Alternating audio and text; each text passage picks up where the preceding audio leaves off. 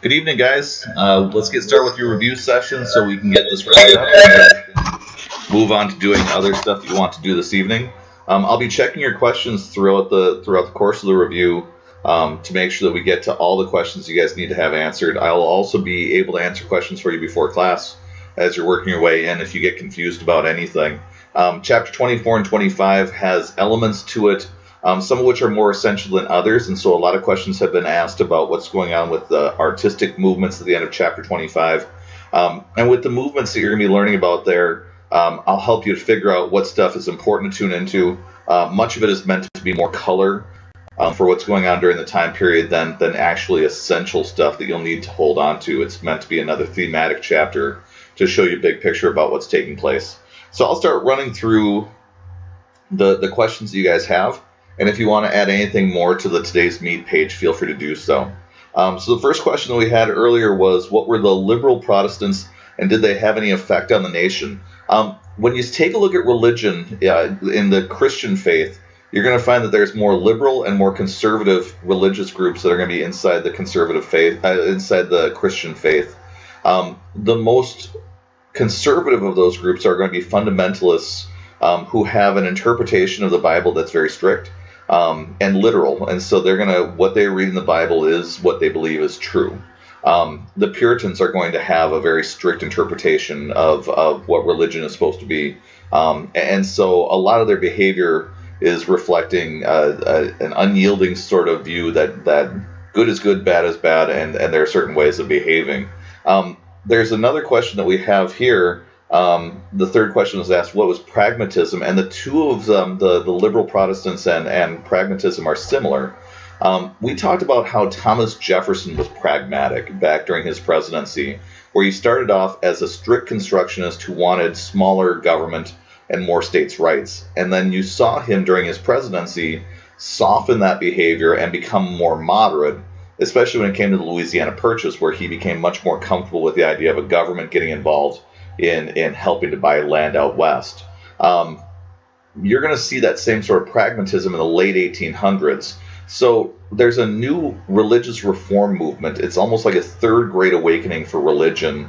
And it's going to be a movement throughout the United States, but especially in the North, for Protestants who are worried about what's happening to their society. They're worried about Catholics, they're worried about Jews, they're worried about immigrants, but they're especially worried about what's happening with social Darwinism and the impact that it's having on their society, where the society is becoming very dark and cold, where either you are rich or else you're somebody who's struggling, but there isn't a feeling that people should be helping each other out. And the liberal Protestants are against that. So their feeling is, if Jesus was around now, would he embrace social Darwinism? And the answer is probably no. Would he embrace the gospel of wealth? And most likely he would be okay with it, but it couldn't be the only form of charity that we were getting into. So liberal Protestants believe that religiously they need to be doing the stuff inside the United States to help out the poorest of the poor people who are being hurt by the changes that are taking place in our society, whether it's industrialization, urbanization, and so on. They'll start creating all sorts of relief programs. Salvation Army is a great example to use for that. The settlement house programs. And they're going to try to make the world better, but with the Panic of 1893, it's going to really end up not working out so well. That kind of dovetails into the next question that we have here. How did the gospel of wealth affect the poor? It depended on who the poor person was.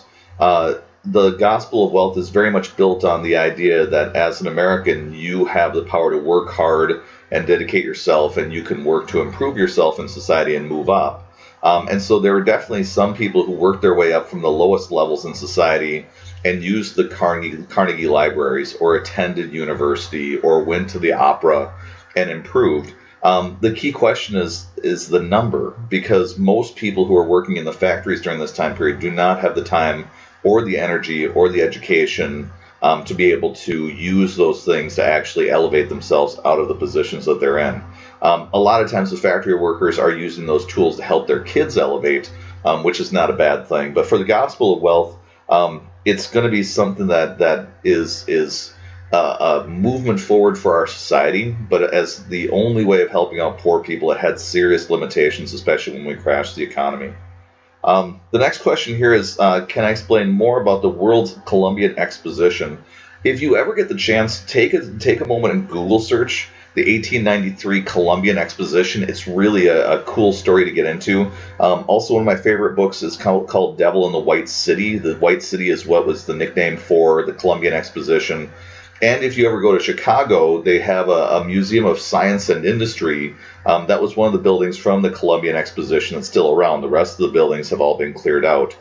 So imagine a gigantic World's Fair in Chicago where they actually build all these Greek and Roman and other sorts of styled buildings with all these displays that show all the new technologies and innovations that have been created recently in the late 1800s. So they're showing off light bulbs. They've got a Ferris wheel. If you see pictures of this thing, the Ferris wheel actually has cars on it. It's the first Ferris wheel in the world, invented by Ferris himself. And the cars for the Ferris wheel are actually the size of train cars, spinning around a gigantic wheel. So it's pretty impressive, and people come in by train loads to check out this fair. And it's something to demonstrate the greatness and the innovation that's going on with the United States in the late 1800s. So it definitely builds up this feeling of accomplishment for people in the United States because they're able to host this. The next question, can I explain the suffrage movements in Chapter 25, along with the artistic and the book movements with realism? So let me start off with the first one. You've got a suffrage movement that is moving forward in the late 1800s. And your key thing that you want to be noticing is women feel left behind after the 13th, 14th, and 15th Amendment, when many white, middle to upper income women during the cult of domesticity had been pushing for abolition in the idea that they would eventually get the right to vote themselves.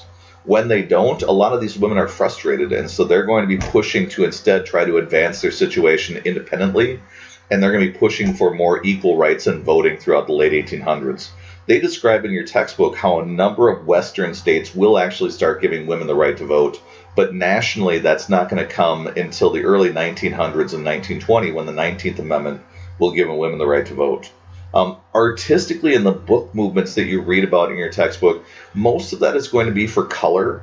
So you get a feel for what's happening with literature during this time period. And I'll give you just a synopsis of each of these. You're going to find artistically with painting and sculpture, America starts taking on a style of their own that becomes recognizable over in Europe rather than just mimicking everything that they're doing. Same thing musically with jazz and the blues and those sorts of musical art forms. They're growing in the late 1800s, and they'll become more recognizable as we move to the early 1900s.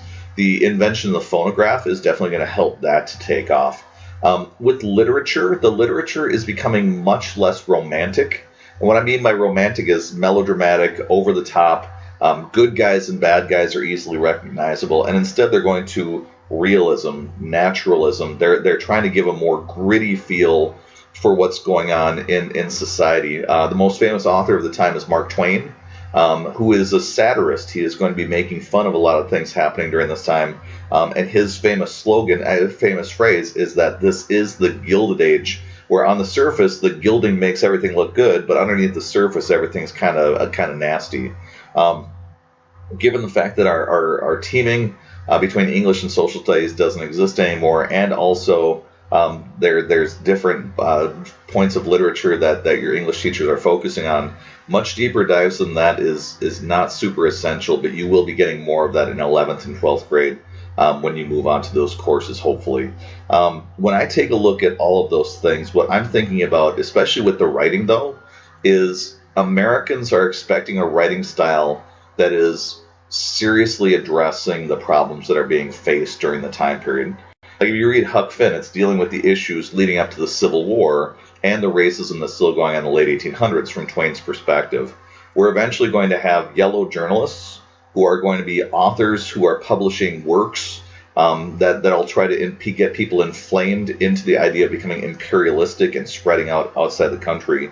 We're also going to end up with muckrakers who are going to be reform-minded authors who will write about how bad the meatpacking industry is, or oil industry, or any other host of other sorts of issues. And that will become much more important for us to lock into when we're talking about journalism and publishing. Let me see here. So, like I just mentioned, when it comes to the books and art, very much it's more of a general understanding thing, although we really want to set the stage for understanding that when the yellow journalists and muckrakers become popular in the next few chapters, we want to be able to link that back to what was going on with the writing style of this time period. Next one, can I explain the Pittsburgh Plus system? Absolutely. So what I want you to think about is Andrew Carnegie is able to work out rebates and kickbacks and all these sorts of deals with railroads so that he can get special pricing for shipping so much steel throughout the United States. In Reconstruction, the South is going to try to create their new South, where they're going to be trying to create not just cotton fields, but also factories. And they've got ideas of building steel mills. It's not like the technology is something they can't master or figure out. So there's going to be a system that's holding them back, partially because with Reconstruction, the cities need to be rebuilt, the train tracks need to be rebuilt. So when the South is able to start participating in steel production, the North with Carnegie has already created their system. There's going to be something called the Pittsburgh Plus system for pricing that's going to go on with the railroads, where Carnegie gets the railroads to agree that they'll charge the railroads, the steel mills in the South, what Pittsburgh pays for its railroad rates plus an additional fee that will make it more expensive for them to transport steel than it will for Carnegie. So Carnegie's already bigger, he's already more efficient, and now he gets to pay less for his transportation costs, which will make it virtually impossible for Southern steel mills to catch up with its monopoly anytime soon. So that's what's going on with the Pittsburgh Plus program. The next question is explaining dumbbell tenements. We looked at those in class. Those were the precursor to the modern apartment buildings, where I showed you 4 different apartment structures that had a couple bedrooms and a parlor and a kitchen and all of these places made for a nice living place for a family. But instead, a lot of those owners of those new style of apartments are going to sublease all of those individual rooms and turn them into what's known as flop houses, where essentially people will work for 12 hours, they'll get off their job, they'll all cram into this teeny tiny room of like 6, 8, 10 people sleeping in the same room, and all of those guys will be paying rent for the same crummy place to live. They're going to wear down quickly, they're going to be fire traps, the fire escapes are dangerous, there's pollution and garbage everywhere. It's a pretty nasty place to live. For yellow dog contracts, a yellow dog contract has to do with a union. And what happens in the late 1800s is there's multiple things that are being done in an anti-union sort of way to try to roll back what the workers are trying to do. So unions came over as an idea from Southern and Eastern Europe, and it came out of the guild system where you'd have people working over in Europe in a certain trade, and they would all get together, like the plumbers or the blacksmiths would all get together, and inside their town they would set certain wage prices so that nobody would go beneath that level. And what they were hoping to not have is a negative wage cycle where one person would drop their wages, then another person would drop their wages, and eventually everybody's getting paid virtually nothing because they're competing against each other. So they're going to stay united to maintain wages that are livable. In the United States, that idea comes to America, and that leads to our Knights of Labor, the American Federation of Labor, and those unions start working their way into factories, but business owners hate this.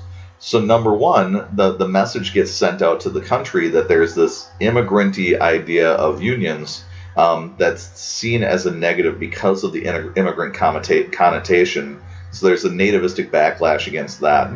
There's also a connection between that and socialism and communism, and an argument that because there might be a link there, that also should frighten people, and especially after the Haymarket riot, where you had anarchists throwing a bomb at the police, that really reinforced the idea that this is a crazy radical idea. But then inside the factories, business owners had tactics they could use to root out and crash unions, either before they got started or once they got started. They could intimidate labor leaders.